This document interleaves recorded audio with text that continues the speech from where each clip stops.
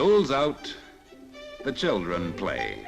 In city parks, in the rain barrel behind the cowshed on the farm.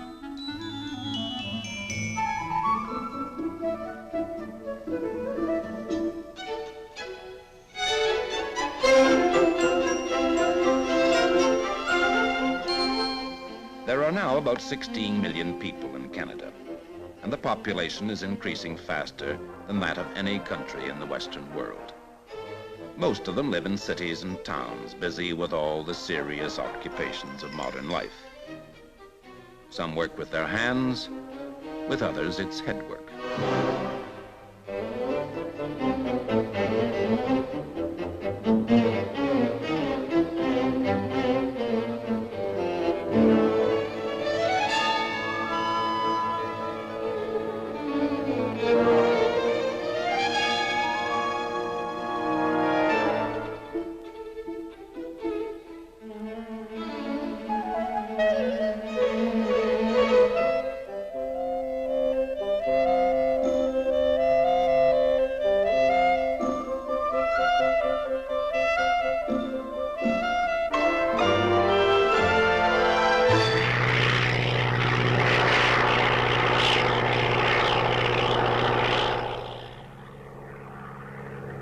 Their land means something different to every Canadian.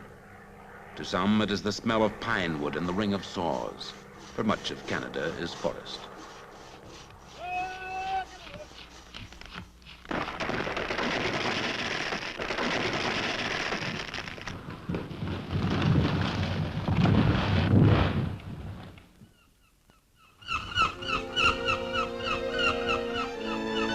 To some, it is the clamor of gulls, for 3 oceans border it, or the feel of ripened grain in the heat of August on the spreading prairie under an open sky.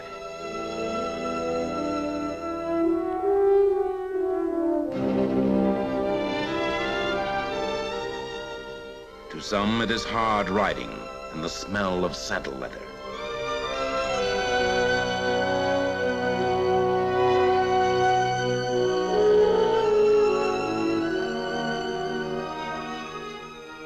The rocky Northland, formed before the dawn of life on Earth, with its million cold, clear lakes.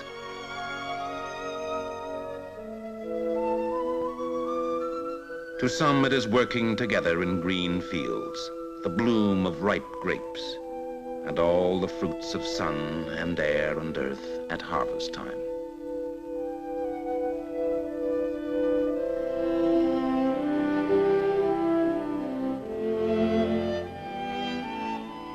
In all Canadians, there is a feeling of closeness to their land, though few come to know all of it, because it is so varied and so vast.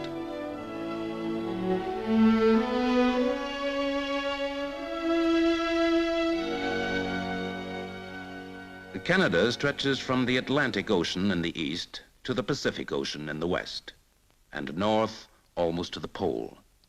It reaches a quarter of the way around the clock. When it's lunchtime in Vancouver, it is already supper time in St. John's.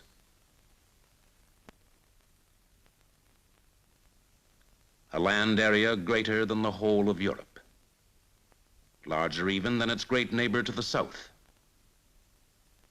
But in all this space, there are only 4 people to every square mile, and most of them live along the southern border.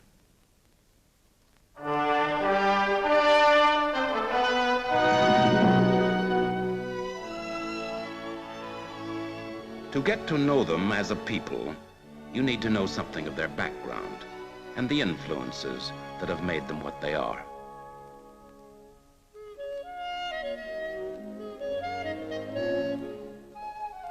If you find yourself in a Quebec village, the language you hear will almost certainly be French, for about 1/3 of the Canadians are French in origin. Their motto, Je me souviens, I remember. They remember that the first settlements were hacked out of the wilderness by their ancestors.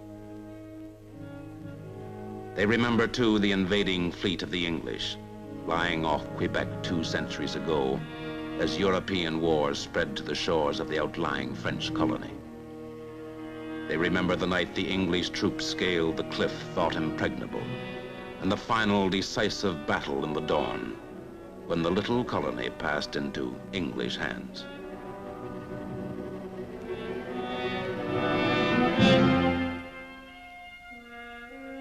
For them, cut off from a France plunging toward violence and revolution, the war was over. They remember that after the havoc of war, there was a generous peace. They retained the right to their own language, religion, civil law, freedom to build their lives in their own peaceful way.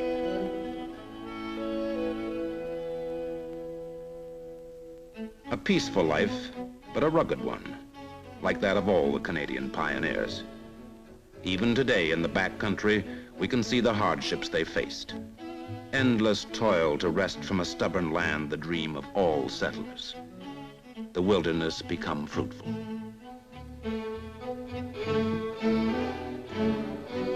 But they have flourished.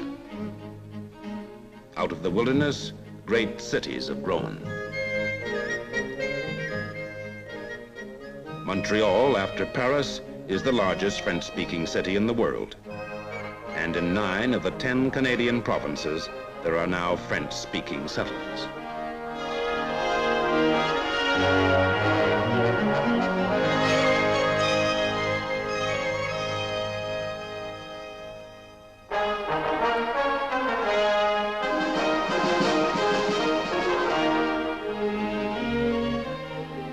The second major influence is the British, both in origin and tradition. At the formal opening of Parliament each year, the pomp and ceremony are modeled on those of Westminster. For almost a century now, Canada has been self-governing, an evolution to independence which set the pattern whereby the old British Empire has been transformed into the larger Commonwealth.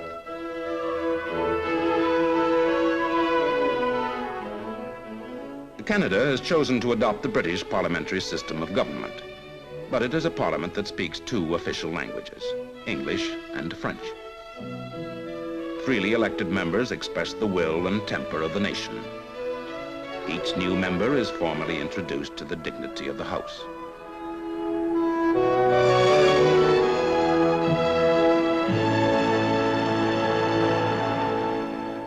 Mr. Speaker, I have the honor to introduce to you the Honorable Lester Bowles Pearson, member-elect for the electoral district of Algoma East, who has taken the oath, signed the roll, and now claims the right to take his seat. The honourable member may take his seat. British in some traditions, yes, but the English they speak sounds more like New York than London. For Canada is a North American nation. There are many connections between the United States and Canada. The interchange of tourists, businessmen, goods, ideas. In fact, Americans who visit Canada see a country similar in many ways to home. The financial world is closely linked with that of the United States. American and other capital is helping to develop Canada's rapidly expanding industry. Roger,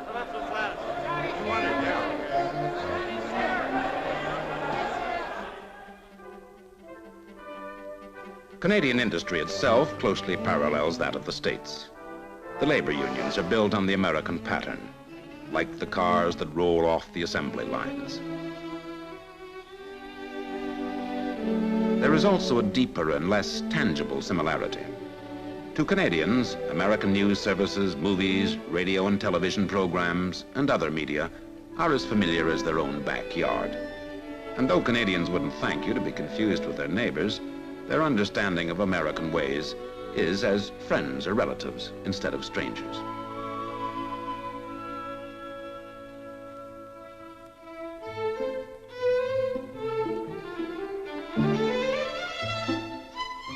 The Canadian character is also continually leavened by waves of immigrants from many other cultures. Hannah Kratz from Czechoslovakia, doctor in a northern outpost. The Furches, Kazakhs, Fischels, who have brought new industries. Yusuf Karsh, portrait photographer. Armenian, Ukrainian, Norwegian, Dutch, millions of Canadians have their roots in the cultures of continental Europe.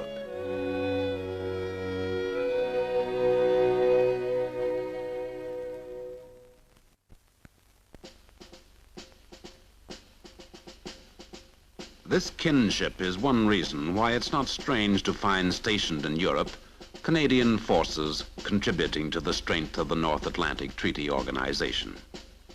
It was Canada, in fact, that first suggested concrete plans for the Atlantic Alliance.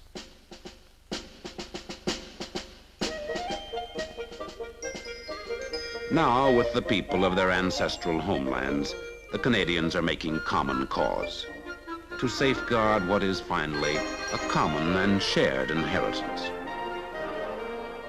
It's not strange that the mayor of Caen in France should welcome Canadian soldiers, for the task of rebuilding and strengthening the West is a shared one.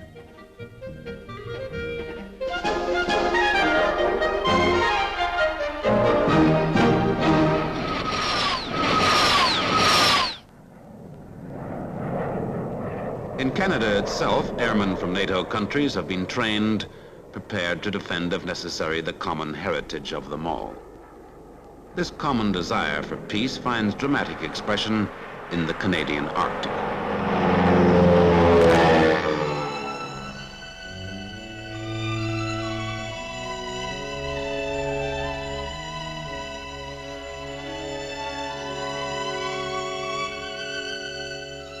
Until recently, except for some isolated settlements, a few thousand Eskimos and Indians were the sole inhabitants of an area half the size of Europe. Now is a time of change.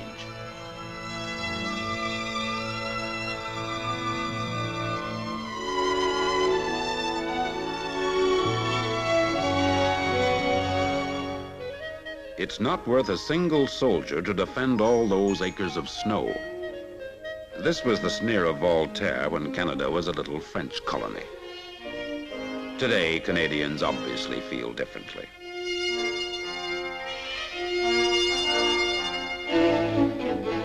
Hardy men are moving into the subarctic.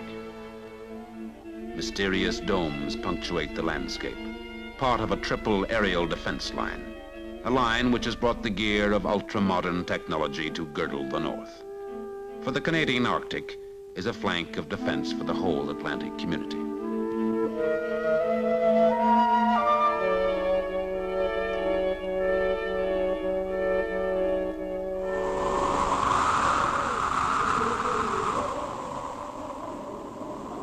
To Canadians, Arctic life presents other challenges, especially the weather. Of course, there are those who claim they thrive on it.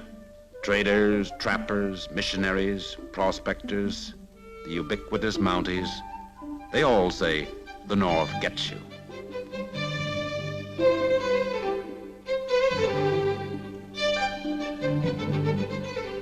It can't be too bad. The Eskimos, who have lived there for centuries, are reputed to be the happiest people on Earth.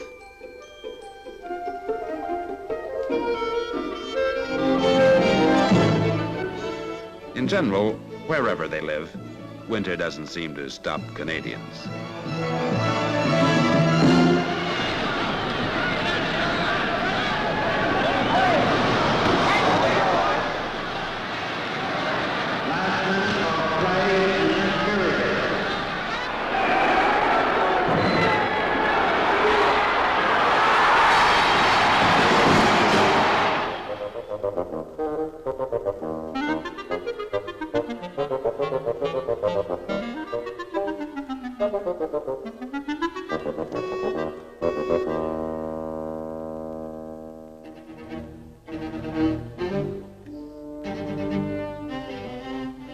Canadians find their country demands boldness. It's a land for engineers, a land of great projects, like the development of iron mines in Ungava, like Kitimat in the West Coast Mountains.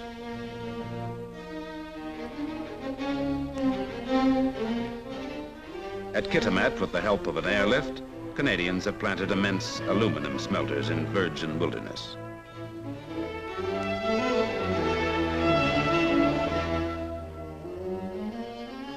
For the St. Lawrence Seaway, a model of the river has been studied to guide the builders of an ocean vessel route reaching 2,000 miles into the continent. A pipeline to carry fuel from the oil fields of the West to the hungry industries of the East. For Canada is using more and more power.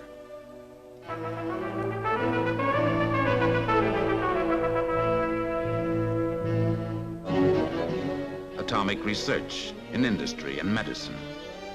It was with cobalt-60 made at Chalk River that Canada's famous beam therapy unit was developed, to use the immense power of nuclear forces for healing, for the service of man.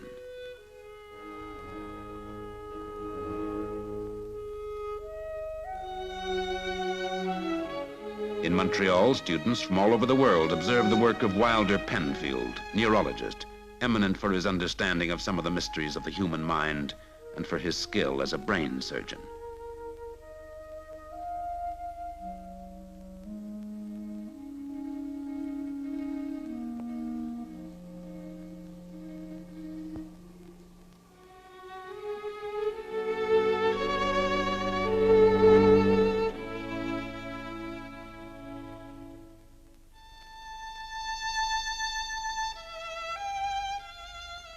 Canadians sense perhaps their biggest challenge in the realm of the mind.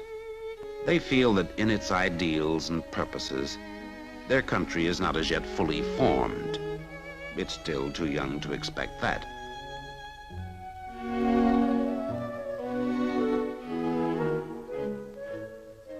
Yet there is emerging a deep sense of the new nation, and they feel a growing confidence that they will be able to express that sense in art and thought. All this growing out of their experience and understanding of the many-faceted nation in which they live, with all its sights and sounds.